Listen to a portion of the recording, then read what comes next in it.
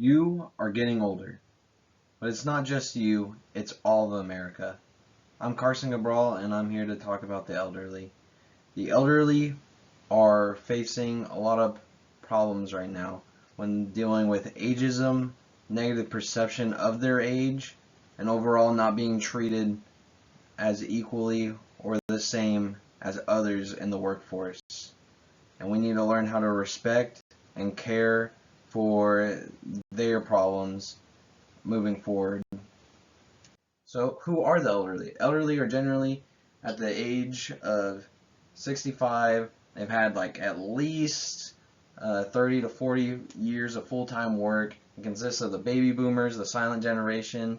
Gen X will be there in a few years. They've seen the boom of technology, the fall of the American dollar, and multiple wars in their lifetime. And they are looking to retire, but they're not looking to stop working. And that is from the lead senator, Susan M. Collins, title America Aging Workforce, May 2017, December 12th. And the change we are seeing right now is we're seeing about 1/4 of the workforce will be elderly by 2026. And they are struggling to retire because of the inflation and interest rates over the past years, more than a few years.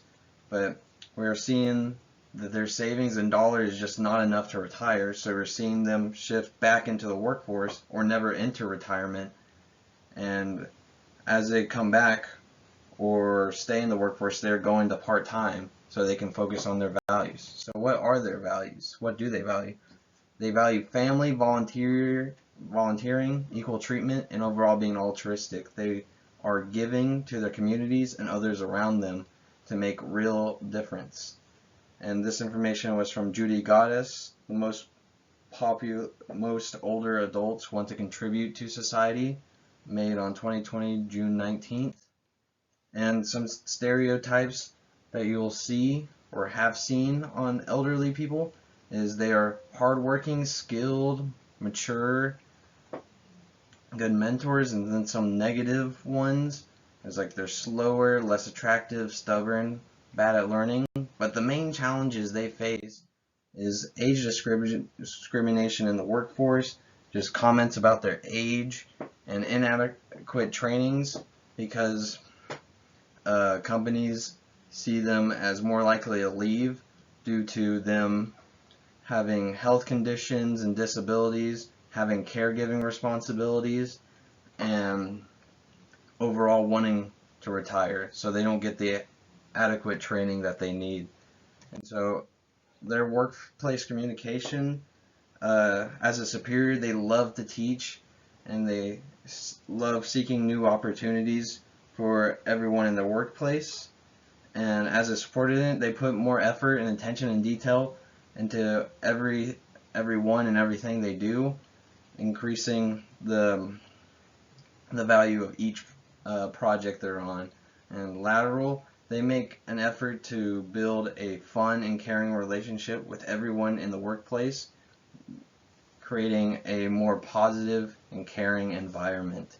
And so our messages to our elderly should be very clear and loud, especially in our verbal section, and express appreciation. Elderly people don't hear appreciation that much, and so when they do hear appreciation, they really feel it. They love that what they're doing is making an impact, and they love hearing it. And they love when you ask for input. It makes them feel seen and feel value. And avoid comments on age unless they want to talk about it. And nonverbal, have open body language, uncrossed arms and legs, flat feet, open palms. And then for written or typed, keep the document with big letters and big spaces. That doesn't just help the elderly, it helps us as we age, less straining on our eyes. And some interpersonal strategies with them is make sure they're included. When they feel included, you'll get the most out of elderly and put their effort into your team and your family. Don't make the age a topic unless they want to, and do more do more listening and ask more questions. They love answering questions. And be flexible with their scheduling. They have values outside of work, and those should be respected. And just be patient with their speed, because they'll get it done and get it done better than anyone else. And so that leads me into what they contribute to our teams. We see a trend of companies partnering them with younger coworkers because they're able to teach them the most efficiently, and since they put so much effort, they're more likely to become leaders, and with that effort they create a positive work culture, and overall spreads passion throughout the whole workforce. And we need to understand their customs in life. These were generations that grew up with the 9 to 5, face to face, prefer paper. When they're looking at the screen and looking at you, it's a very big disconnect for them. And as they're getting older, they're looking for purpose. And with becoming elderly or older, they're losing. This is a stage of life where they're losing a lot of things, a loss. They might have lost their role in society. They might lose mobility. Their bodies are changing. And overall, they are feeling more invisible today. And that's why they seek out community, is because they're feeling more invisible. That's why when you make them feel seen, they are way more appreciative. And that's from Amy Novely, title Working with Older Adults, date 2018, December 11th. And in conclusion, the American workforce is getting older. There's a negative perception on age and aging in general, and we need to be more aware of that as we move forward and age ourselves.